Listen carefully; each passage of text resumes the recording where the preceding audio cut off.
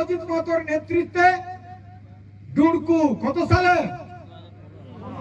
2015 সালে কে থেকে গেল, কে থাকলো ওকে বলো, ওকে বলো থাকলো যে তোকে আর কুড়মালি সমাজ করতে হবে নাই। 8 বছর হয় নাই, 8 বছরে একটা বাচ্চা কত বড় হয়, একটা বাচ্চা কত বড় হয়। অজিত মাহাতো দিতে নাই পারে, মনে রাখবে কুর্মীর আওয়াজটা ভারত পৃথিবীর কর্নারে কর্নারে পৌঁছেছে নাই বলুন। তাহলে কোথায় কোনায় পৌঁছে গেল কুর্মীর আওয়াজ। আমি আমাদের যারা আন্দোলনের শহীদ যারা ছিল, পূর্ব যারা ছিল, আমি একদিনও জন্য তারাকে বিরোধ বলি নাই আর তারাকে অসম্মান করি নাই। আজ শতদল মাহাতোরা ছিল বলি তো আমরা এসেছি।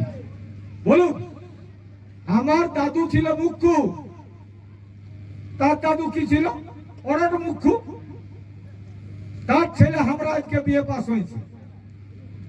বুঝা দরকার যে শতদলরা লড়াই করে নাই, খাতা কলম নিয়ে গায়ে গায়ে ঘুরে বলেছে।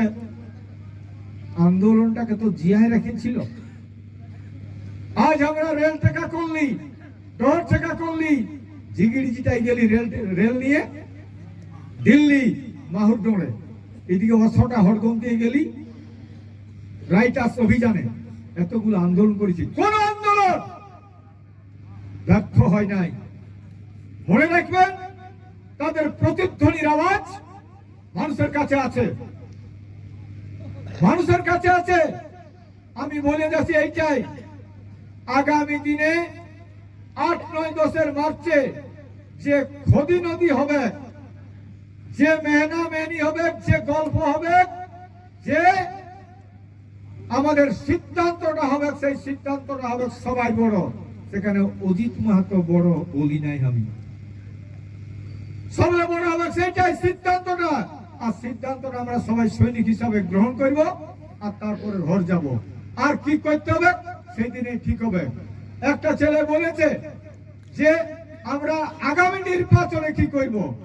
নির্বাচনের কোন রকম প্রস্তুতির কথা বলা হয় নাই, আমরা পার্টির কোন রকম ধারধারি নাই। আমরা এখানে বলছি, যারা রেকর্ডিং করছেন বক্তব্য তাদের কাছে বলছি, আমরা টিএমসি যেমন করি নাই, আমরা বিজেপি যেমন করি নাই, আমরা কংগ্রেস করি নাই, আমরা সিপিএম করি নাই, কোন বামফ্রন্ট আমরা কোনো ফরওয়ার্ডগুলো করি নাই। আমরা জানি আদিবাসী কুর্মী সমাজ, কুর্মীর কথা বলছি, কারণ কুর্মী আজ 75 বছর হয়ে গেল। আমরা আমাদের আইডেন্টিটি, আমাদের পহচান, আমাদের পরিচয় নাই। যে জাতির পরিচয় নাই সে জাতির ইতিহাস নাই, আর যে জাতির ইতিহাস নাই তার কোনো মূল্য নাই। আজকে আমরা আমাদের ইতিহাসে পহচান করার জন্য আমরা লড়ছি। আপনি মনে রাখুন,